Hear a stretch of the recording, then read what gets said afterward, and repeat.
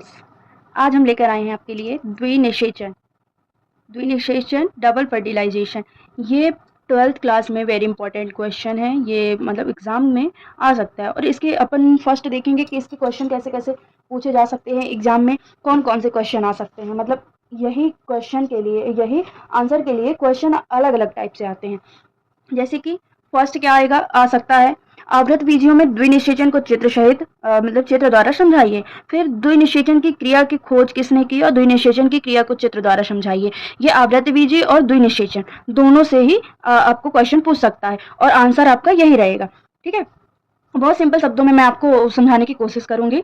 देखते हैं, ये देखो कब कब क्वेश्चन आया है। ये 12th में एग्जाम बोर्ड में कब 2001, 2, 3, 5, 6, 7, 9 और 12, 13, 17 एंड 19 और अभी 21 में भी आया था, है ना।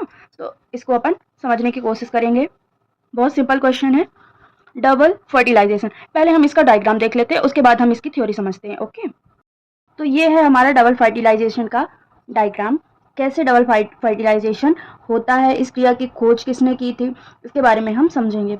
तो इसकी खोज किसने की थी, द्विनिषेचन आवृतबीजी जो पौधे होते हैं उनमें द्विनिषेचन होता है। ठीक है, द्विनिषेचन की क्रिया पाई जाती है। और इसकी खोज किसने की थी, इसकी खोज एस.एन. नमाश्चिन तथा ग्रिग्नार्ड। ठीक है, एस.एन. नमाश्चिन और ग्रिग्नार्ड ने लिलियम तथा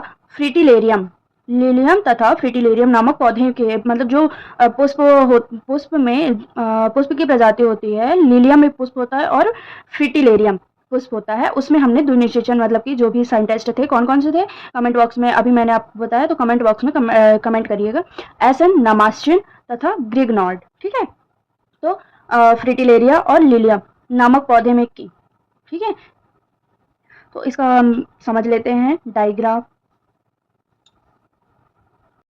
देखो, इस क्रिया में एक सिंपल वे में हम समझ लेते हैं कि एग्जैक्टली होता क्या है। तो इसमें क्या होते हैं, इसमें दो मेल गैमेट निकलते हैं।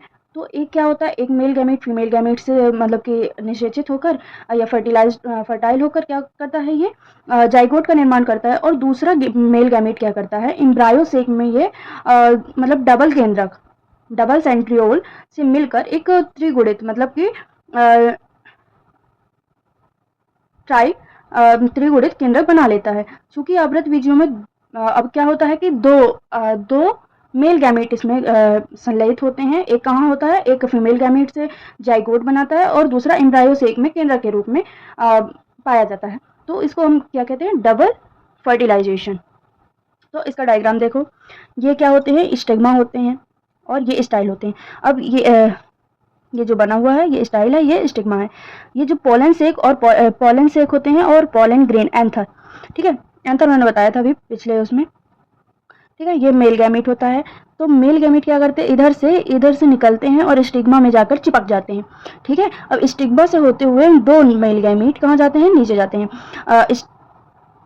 अब नीचे कहाँ जाते हैं, ये पोलन ट्यूब से होते हुए पोलन ट्यूब में जाते हैं। फिर माइक्रोपाइला में पहुंच जाते हैं। पोलन ट्यूब से होते हुए माइक्रोपाइला में इधर पहुंच जाते हैं।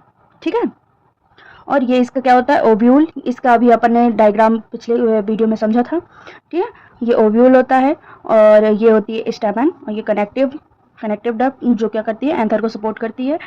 और इसके अंदर जो होते हैं वो एग सेल होती हैं। तो इसके अंदर जब माइक्रोपाइला में क्या होता है, एग सेल मतलब कि ये हेलिकल होती है और मेल गैमेट हेलिकल, ये मिलकर क्या करते हैं, टू फर्टिलाइजेशन मतलब कि मेल गैमेट और फीमेल गैमेट मिलकर जाइगोट का फॉर्मेशन करते हैं। फिर सेकेंडरी न्यूक्लियस जो होता है उसमें मेल गैमेट मिलकर क्या करता है, ट्राई कॉम्बिनेशन बनाता है। ठीक है, ये थैलेमस होता है पुष्प का, ये अपन ने पिछले वीडियो में पुष्प वाले उसमें समझा था। ये सेपल, पेटल, एंड्रोशियम, गाइनोसियम, इन सब के बारे में मैं पिछले वीडियो में बता चुकी हूँ। जिसको भी ये नहीं समझ में आया वो प्लीज़ पिछली वाली वीडियो।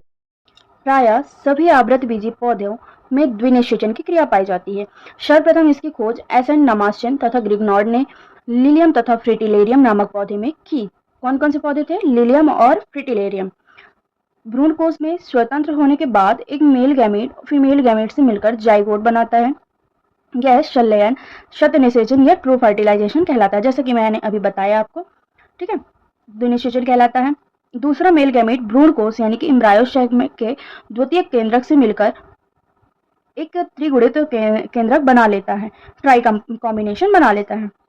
चूंकि आवृतबीजियों में दो नर केंद्रक दो मेल गैमेट 2 बार संलयित होते हैं, इस कारण इस संलयन को हम क्या कहते हैं, दोहरा निषेचन या डबल फर्टिलाइजेशन कहते हैं।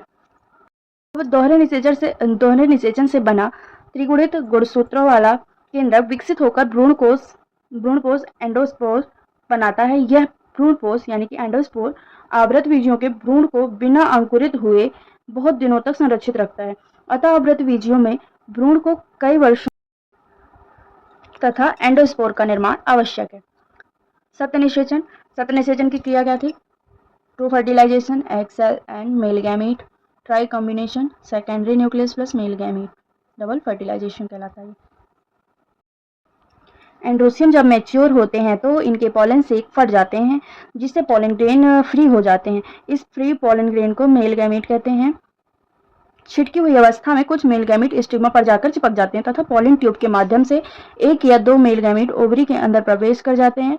ओवरी के अंदर ओव्यूल में माइक्रोपाइल की जगह से पॉलन ट्यूब जुड़ी होती है, जिससे ये मेल गैमेट सिनार्जिड सेल से होते हुए एग सेल तक पहुंच जाते हैं। प्रथम मेल गैमेट एग सेल से संयोजित होकर जाइगोट का निर्माण करता है। चूंकि इस क्रिया में 2 हैप्लॉइड सेल आपस में संयुक्त होकर जाइगोट का निर्माण करती हैं, इसलिए इस संयोजन को सतनिषेचन या ट्रू फर्टिलाइजेशन कहते हैं।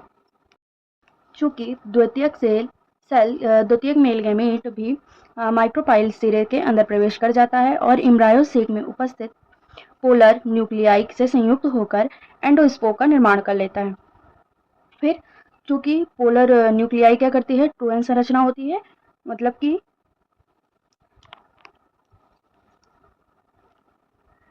डिप्लॉइड संरचना होती है, जिससे मेल गैमेट हैप्लॉइड संयोजित होता है और दोनों में संयोजन से 3n जाइगोट को पोषण प्रदान करता है। क्योंकि इस क्रिया में 3 कोशिकाएं संलयित होती हैं, इसलिए इस क्रिया को त्रिसंलयन कहते हैं। इसका महत्व क्या है?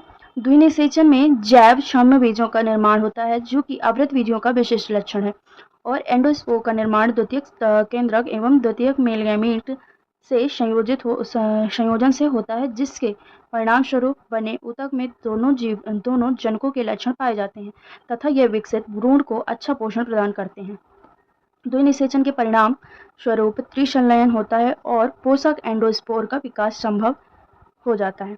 आवृतबीजियों में एंडोस्पोर का निर्माण जाइगोट के बनने पर ही होता है। इसकी अनुपस्थिति में एंडोस्पोर का निर्माण रुक जाता है। एंडोस्पोर में मातृ तथा पितृ दोनों के गुणसूत्र पाए जाते हैं, अतः इसके संकर ओज में वृद्धि होती है।